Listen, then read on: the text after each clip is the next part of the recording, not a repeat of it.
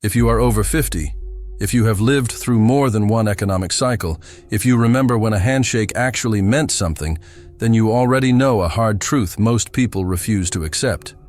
Real information never comes from the evening news.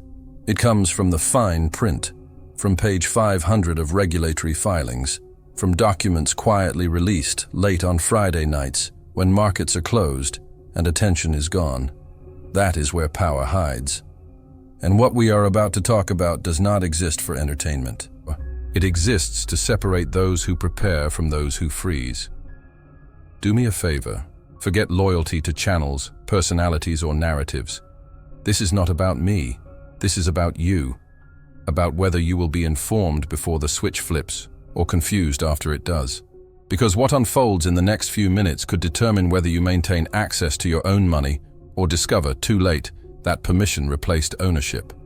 And this is not theoretical.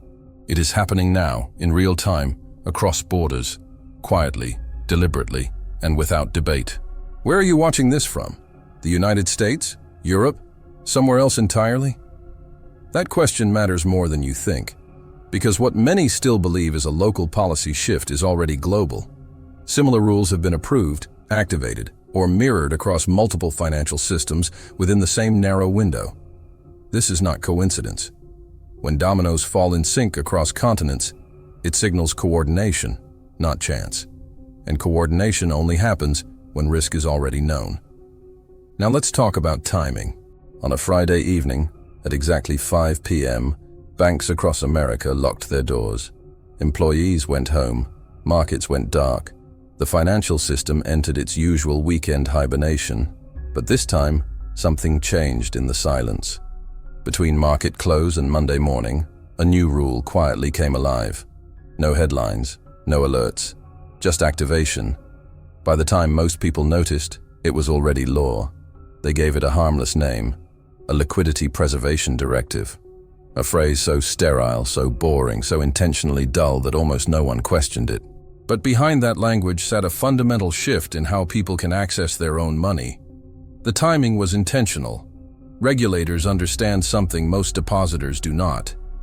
Friday night is not the end of the week. It is the beginning of control. This rule does something very specific, and it does it immediately. It imposes hard daily limits on cash withdrawals. Try to pull more than $500 from an ATM, and the transaction will likely be declined. Not because your account is empty, not because you lack funds, but because the system now has a ceiling, a fixed boundary on how much of your own money you are allowed to touch in a single day. Ownership did not change on paper. Access did. Walk into a bank on Monday morning and ask for $5,000 in cash. You will not walk out with bills. You will walk out with a form, a request, a process. That request requires approval and triggers a mandatory waiting period of 7 days. 7 days to access money already sitting in an account under your name. During that time, bills still come due. Life does not pause, but your access does. This is not a delay. It is rationing. The official explanation sounds reasonable. Stability, panic prevention, protection of the financial system. These words are meant to calm, not to explain. The mathematical reality underneath tells a different story. Banks operate on fractional reserves. They do not hold all deposited money. They hold a fraction, often around 10%, and lend the rest. This works only as long as people do not ask for their money back at the same time. When withdrawal requests exceed available reserves, the system breaks. Not slowly, instantly. And beneath press releases and soothing statements, balance sheets are showing strain. Not the kind that makes headlines, but the kind that appears in quarterly filings, derivative exposure reports, and closed-door meetings at central banks. The institutions see it. They know reserves are thin. They know loan books are deteriorating. They know confidence is fragile. So when the math stops working, governments do what they always do. They change the rules. Not loudly, not democratically, quietly, in technical language, on Friday nights. The system did not become safer. It became protected from you. And that distinction matters more than most people realize. History leaves fingerprints, and this is where patterns matter. Before every major banking crisis, before every monetary collapse, there is a moment when access to money becomes restricted. It never starts with panic. It starts small. A limit here, a delay there, a form to fill out. Always framed as temporary, always presented as protection. But restrictions do not loosen once imposed. They tighten, gradually or suddenly, until access disappears. What begins as a $500 ATM limit becomes a full freeze. What starts as a 7-day approval window turns into an indefinite suspension. Economists have a term for this stage. They call it the denial phase. It is the period when authorities insist everything is fine, while simultaneously deploying emergency measures. The contradiction does not matter, because by the time the public notices it, the controls are already active. This new rule does something else most people will not immediately understand. It expands the definition of suspicious financial behavior. Under older frameworks, banks flagged activity tied to crime or corruption. Under the new rules, the net widens dramatically. Attempting to move funds into cryptocurrency can now be flagged. Buying physical gold or silver can trigger alerts. Any transaction suggesting an exit from the traditional banking system becomes reportable.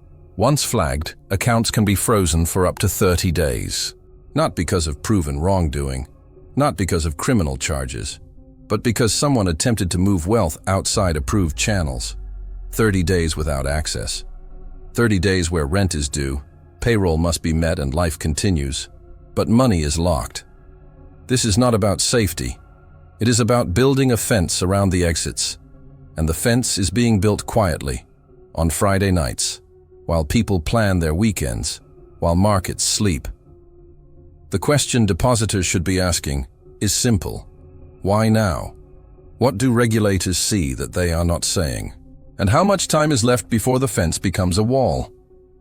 This is where the story stops being local and starts becoming undeniable. While Americans were processing a new $500 withdrawal limit, regulators in the United Kingdom quietly implemented similar restrictions. Australia followed less than 48 hours later. Same language, same structure, same Friday night timing. This was not coincidence. It was synchronization. And synchronized financial policy across continents never signals calm. It signals preparation. When financial systems move in perfect alignment, it means the risk is shared. Internal policy adjustments happen independently. Coordinated action happens only when exposure is global. The question then becomes preparation for what? Because nothing visible had collapsed yet. No headline crisis, no sudden market crash, which means these controls were not reactive, they were preventative. And preventative controls are always installed before something breaks. Buried deep inside the new banking framework is a section most people will never read. Section 4.7, subsection B, paragraph 12. It quietly redefines what qualifies as high-risk financial behavior. Under the old rules, high risk meant dealing with sanctioned entities or moving large sums without documentation. Under the new rules, high risk includes something far more common: purchasing cryptocurrency, buying physical precious metals, transferring funds to non-traditional platforms. Any transaction that suggests a depositor is seeking alternatives now triggers an automated review. Not a human review, an algorithmic one. The account is frozen first. Questions come later. That freeze can last 30 days. During that time, obligations do not stop. Mortgages still demand payment. Employees still expect wages. Utilities still charge. Access disappears, but responsibility remains. This is what makes the rule so revealing. It does not require proof of crime. It does not require intent. It only requires movement toward assets the banking system does not control. That is not consumer protection. That is capital control, carefully disguised. And capital controls never appear unless a system is already under strain. Economists have studied capital controls for decades, and the pattern is always the same. These measures usually appear in failing states, not stable democracies. Argentina used them during currency collapse. Greece deployed them when the euro system cracked. Venezuela relied on them as inflation spiraled out of control. The trigger is always identical: bank runs. The response is never honest. First, limits on how much money can leave the country. Then limits on how much can leave the banking system. Then limits on transfers between accounts. Every step is framed as temporary, necessary, protective.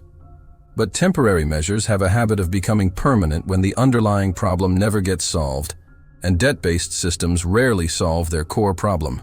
They only roll it forward, which raises the uncomfortable question: why are advanced, developed economies with reserve currencies suddenly reaching for tools once reserved for emergencies? The answer sits just beyond the horizon. Central bank digital currencies. CBDCs represent the final evolution of monetary control. Unlike physical cash, which can be stored privately and spent anonymously, digital currency lives on a ledger. Every transaction recorded, every purchase tagged. Who paid whom, when, where, and for what. Money becomes data, and data becomes control. But here is the challenge for central banks. As long as physical cash remains accessible, people will use it.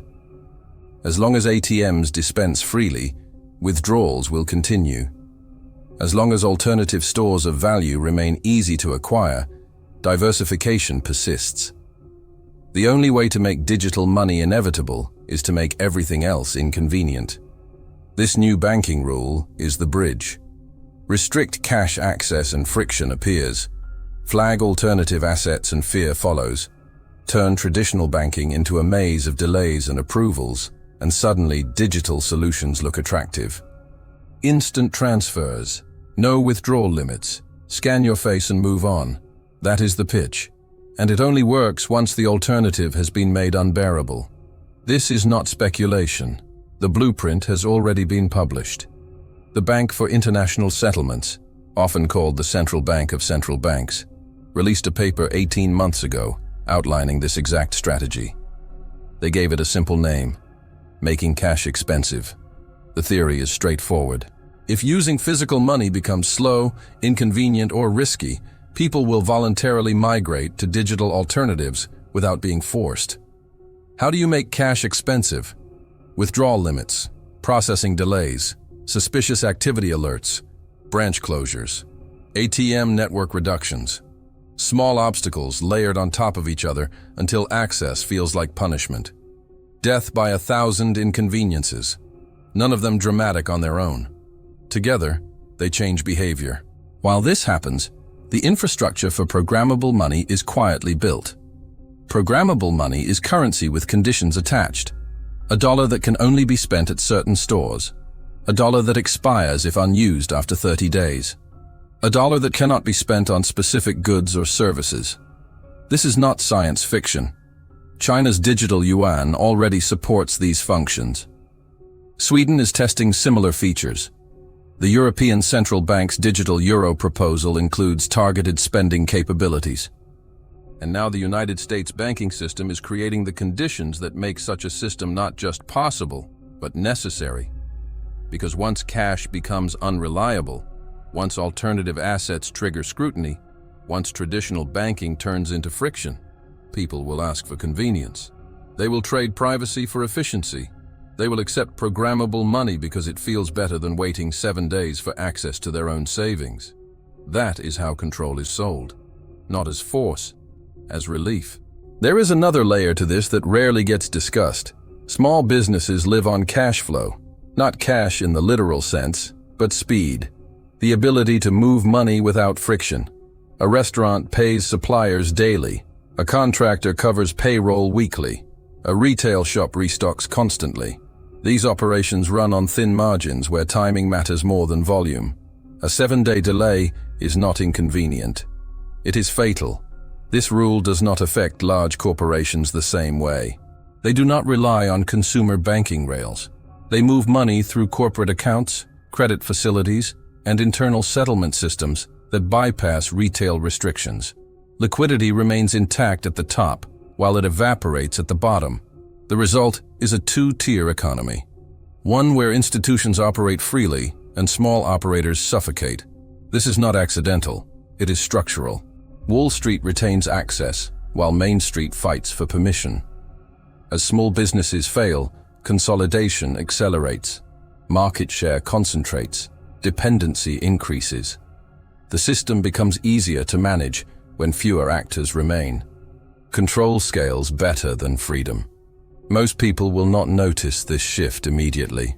They will only notice when their favorite local business closes, when prices rise, when choices shrink, when everything feels centralized and impersonal. By then, the architecture is already in place. The fence is up, the exits are monitored, and the question is no longer why this happened, but whether you prepared before it did. There is a photograph economists circulate in quiet conversations. It shows a line of people stretching 3 city blocks in front of a bank in Athens. The date is late June 2015. They are not trying to withdraw thousands. They are trying to access 60 euros.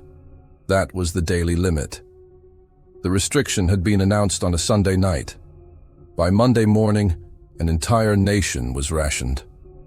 What most people never learn is what happened weeks before that image. 3 weeks earlier, the Greek Ministry of Finance issued a statement. All deposits are fully safe. There will be no capital controls. These rumors are irresponsible. Less than a month later, ATMs were capped. Weeks after that, banks closed entirely. The pattern did not emerge in hindsight. It announced itself in advance, disguised as reassurance. Cyprus followed the same script in March of 2013. For weeks, officials promised depositors their money was secure. Then, on a Saturday morning, they announced a bail-in. Large depositors would lose nearly half their savings to recapitalize the banks. Not through taxes, not through legislation, through direct confiscation from accounts. Those who tried to withdraw early found transactions delayed and flagged. By the time the announcement came, escape was impossible. Lebanon, October 2019. The central bank governor appeared on television insisting stability. Foreign reserves were adequate. 2 weeks later, unofficial capital controls appeared. Dollar withdrawals were capped. First 1,000 per week, then 500, then nothing. Official exchange rates told one story. Street rates told another. People with millions in accounts could not buy groceries. Years later, the restrictions remain. Temporary measures became permanent reality. This is how it always unfolds. Denial, restriction, freeze, confiscation, renamed as restructuring. The details change. The sequence never does. Financial crises have a preferred calendar. They happen when markets are closed, when people cannot react, when the information gap gives institutions maximum advantage. Bear Stearns collapsed on a Sunday in March of 2008. Lehman Brothers filed for bankruptcy on a Sunday in September of that same year. Greece announced capital controls on a Sunday night in June of 2015. Cyprus unveiled its bail-in on a Saturday morning in March of 2013. The weekend offers a 48-hour buffer where money is trapped. Assets cannot be moved. Withdrawals cannot be made. Protection becomes impossible. By Monday morning, when markets reopen, the environment has already changed. That is why this new banking rule activating on a Friday night matters. It gives institutions an entire weekend of restricted access before anyone can respond. If something breaks on Sunday night, if a major bank fails, if a derivative position unravels, depositors are stuck. They cannot withdraw. They cannot transfer to safer institutions. They cannot hedge. They simply become unsecured creditors in whatever comes next. The rule is not about protecting depositors. It is about preventing escape during the most vulnerable window. The regulatory language even anticipates this scenario. Emergency powers allow central authorities to suspend withdrawals if deemed necessary for systemic stability or national security. No congressional vote, no public debate, no judicial process, just activation. Once that switch is flipped, access disappears instantly. This is why timing matters more than announcements, and why silence before the weekend is never neutral. The banking system's reaction to cryptocurrencies follows a familiar psychological arc. First, they ignored it. Then they mocked it. After that, they tried to regulate it. Now they flag anyone who attempts to buy it. That progression reveals fear. Not fear of technology, but fear of what it represents.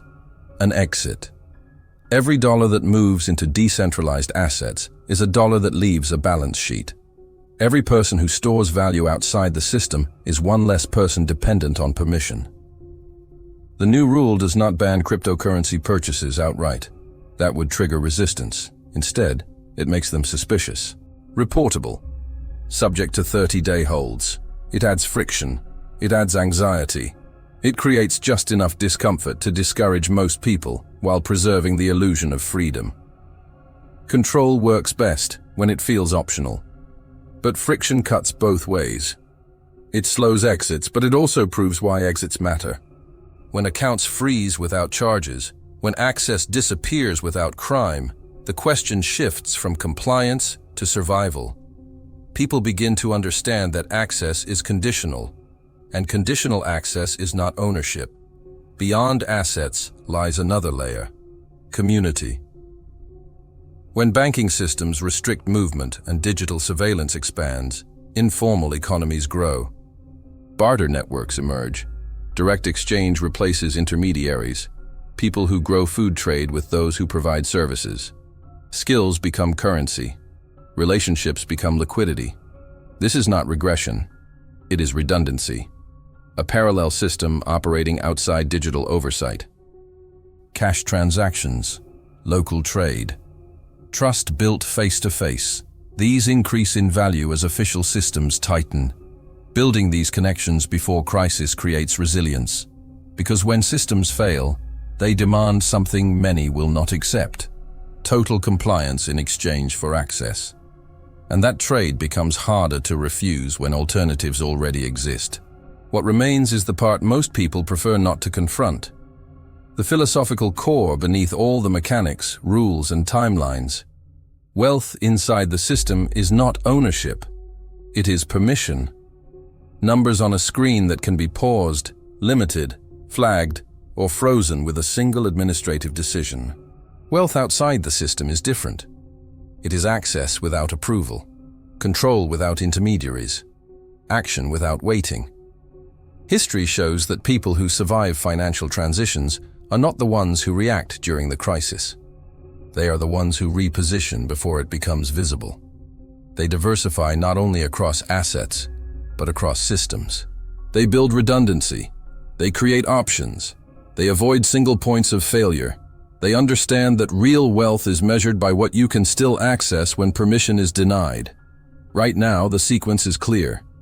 Denial has already passed. Restriction is active. That stage never appears unless deeper stress already exists beneath the surface. Freezes do not come first. They come last. And once they arrive, preparation is no longer possible. Only acceptance remains. The math explains why. Global derivative exposure now sits in the quadrillions of dollars. Layered leverage built on leverage. A structure that holds only as long as confidence remains intact. When a major position fails, contagion spreads before markets even open. Withdrawal limits are not about protection. They are about ensuring depositors cannot escape before the cascade unfolds. At the same time, institutions quietly do the opposite of what they tell the public. Central banks accumulate physical gold at record levels. Balance sheets hedge with assets that require no counterparty, no trust, no digital infrastructure. This is not contradiction. It is admission. They know what survives when debt-based systems collapse. The pattern is complete. Restrictions tighten. Alternatives are flagged. Convenience is offered as relief. Control is reframed as stability. And by the time it reaches the evening news, the exits are already sealed. Every historical case confirms this sequence across countries, currencies, and political systems. The only variable left is timing. And timing favors those who act before clarity arrives. Because once clarity is public, options are gone. The system does not break suddenly. It locks quietly. One rule at a time. One weekend at a time. Until access becomes memory. That is the difference between being informed and being trapped.